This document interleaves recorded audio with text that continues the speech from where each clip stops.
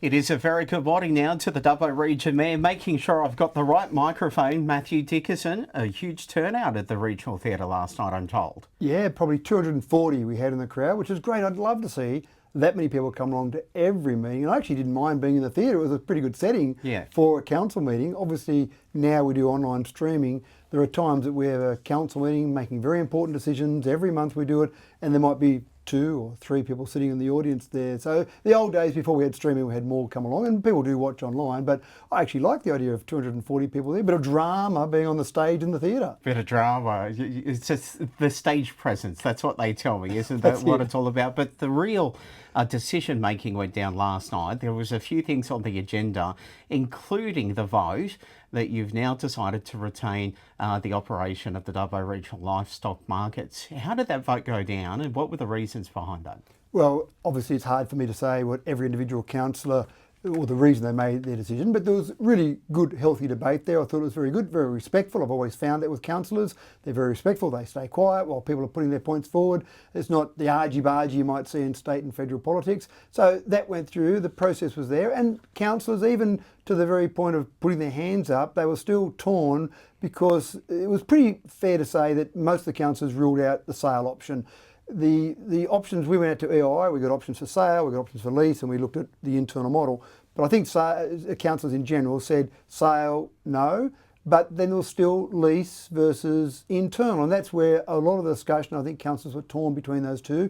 In the end, the vote went in favour of retaining internal, but obviously some changes there, and we've talked about that before. For financial reasons, we needed to make some changes. For legal reasons, we needed to make some changes. So what we'll end up with is that council will take control of the sale process. So there's been a whole range of different discussions and debates about where DWSA, Dubbo Stock and Station Agents, and the agents fit into the process and where council fit into the process. And there's been differences of opinion about how that fits together.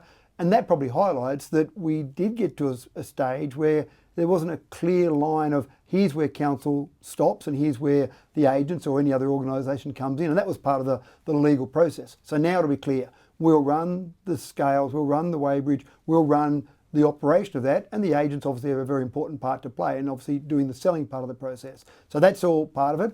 The other thing that I think is very important is that one of the issues that was discussed was this whole idea that it was difficult for new agents to come along and be part of that. There were 13 agents part of DWSA, and again, a lot of discussion and debate about whether or not there are other agents that could come in, but it did seem like there was a clumsy process at best for other agents. So now we've reduced the new agent entry fee. So that was $12,686.93, sorry, 63 cents for entry for a one-off new entry. So we've said, well, that seems like a large barrier to entry. More agents is better for the overall community, more throughput, better for the injection into our economy. So that'll now be a $200 annual fee. So if anyone wants to be an agent, they'll be able to come along, they'll be able to participate, pay their $200 once a year, and they're there. And I hope that we see more agents there. 13 agents, why not have 20 agents? We want to get more throughput. We want to take cattle and sheep away from Forbes, away from Wagga. We'll do that with more agents, more throughput. The other thing we've done is we've put the prices up, 32.5% dearer for cattle, 27.4% dearer for sheep. So that'll mean $16 per head for cattle, $2 a head for sheep. And so those two numbers should inject approximately an extra $1 million into our facility. That should get us to the point of break even. We really need to aim for the accounting standards 4.3% return. So we should be getting to about 1.3 million net profit for the community. But at the moment, step one, let's get to the stage where we're at least breaking even, not draining from the ratepayers of Dubbo. Obviously, there was a bit of controversy around all of this, and people suggesting that yourself and other councillors have already made the decision to sell and that sort of thing. Do you reckon those people will come back and apologise to you now? That'd be lovely, Bret, for people to do that.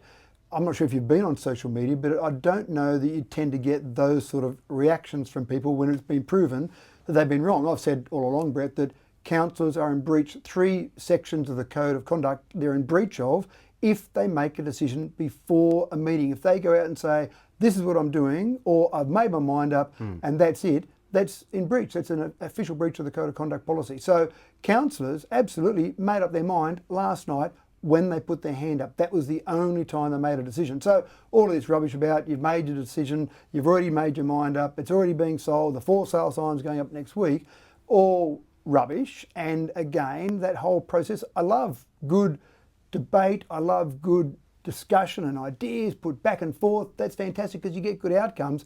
It doesn't help when you get people who just say rubbish, and even when it's categorically proven to be wrong, to keep saying rubbish. And there's a great saying by Socrates that says, when the debate is lost, slander is the tool of the loser. And I think that is relevant in this case. Sometimes people just throw around a bit of slander and they think that's going to win the debate. Well, it doesn't win the debate. Good, relevant points win the debate. I mean, you're going into caretaker mode soon, so you couldn't have sort of done this there. There would be an election of a new council, so there'd be other people involved with that.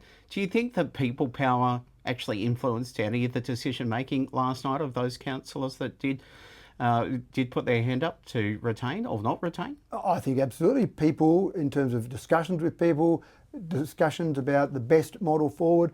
The great thing about council, Bret, that I absolutely love is that you've got access, really good access to your councillors. Phone numbers, email addresses, you can access your councillors. You can pick up the phone and say, hey, I don't think you should do this. Oh, this is a good idea. Have you thought about that? You get text messages, you get emails, you get phone calls. I think we're much more accessible than any other level of government. And I think that interaction with the community is absolutely a vital part of local government. So I encourage people all the time to contact local councillors. And there was another example, just a minor example with the Scabbing Flat Bridge last night. One of the councillors made mention of the fact that the process the people that were trying to get some change there they went through was absolutely a perfect model. If someone would look at a model of how to enact change, they sent information through to councillors, they rang all councillors, they went through this process over about a 4 or 5 month period, and they got the outcome they wanted last night through a sensible process. Now again, councillors have still got to make their mind up about a good outcome for the community, but that was a really good example where councillors weren't reading about it on the front page of the paper. They were reading about it in emails and having phone calls and conversations with people to help make a decision in the right way forward. So overall, I think a great outcome. We'll get to the point where we're not draining the public purse. We eventually want to get money put back into the public purse. It's retained by us, so that was important to the community, so that's obviously important. Some price increases there. They're still below the levels of the Forbes and Woggers of the world, so either there or thereabouts or below those. So it's not like the price increases are dramatic. You could probably say a bit of a catch up with price increases. And I think more importantly, Bret, opening up the sale yards for agents, more agents to be involved, more throughput going through the sale yards, all of those are positives. Well, I think that is a good decision, and each of you should be commended on making that decision. Just imagine if you went the other way, though, how grumpy many of us would be this morning, because, you know, we still want to retain something that is so close to our heart. Do you think emotion had a lot to do with this as well for those people that attended? Oh, in the audience, absolutely. Yeah. I think there was emotion in the audience, but they still were very well behaved. They did clap once, and I did say that that's not appropriate because sitting in the audience, you should be quiet. You shouldn't be trying to intimidate councillors, for example. But the audience was very well behaved. For 240 people to stay perfectly quiet is quite difficult. So they did a really good job, and I applaud them for the process, and I did say that to them at the end. The interesting part was after the sale yards decision, of course, the next item on the agenda was a little $180 million budget. I did say to the audience, I'll give you a 5-minute adjournment in case you want to leave, but there is the budget, $180 million. Right. So hang around for that if you can, but of course most left after the sale yards decision. Did they? All right, well, can you dump that down into 2.5 minutes for me? Well, there's a great little eponymous law that says, it's Parkinson's law of triviality, and it says the amount of debate by any committee is inversely proportional to the amount of dollars that you're about to spend. $180 million budget, sure, we had a bit of discussion. And to be fair, Bret, we've had discussion for the last 3 months. We've had workshops, we've had various discussion points, we've put out the draft budget on display. So the decisions last night were just fine-tuning a few little parts of it. There was a squirrel glider issue last night. This, for the developer, would have meant $60,000, so a much smaller number than $180 million. But we debated the squirrel glider and whether the squirrel glider is still there or not, and a whole range of various permutations around that. We debated that significantly longer than the $180 million budget. Oh, did you? Yeah, and here you are having a shot at me yesterday. We're not talking about the budget. Well, again, this proves... I should have talked to you about the squirrel glider. Well, it was a fascinating conversation, but that proves Parkinson's law of triviality. Yeah. Much more discussion about the squirrel glider. So what did you decide? That no building there until the squirrel glider is relocated, or what? No, councillors said that we remove the condition for biodiversity offsets, biodiversity credits being offset. So basically that means that developer can go ahead and doesn't have to pay the $60,000 for the biodiversity conservation offsets. So that was a decision, and again, a lot of discussion to get to that decision, but I think in the end common sense prevailed. There hasn't been a squirrel glider seen there for 6 years,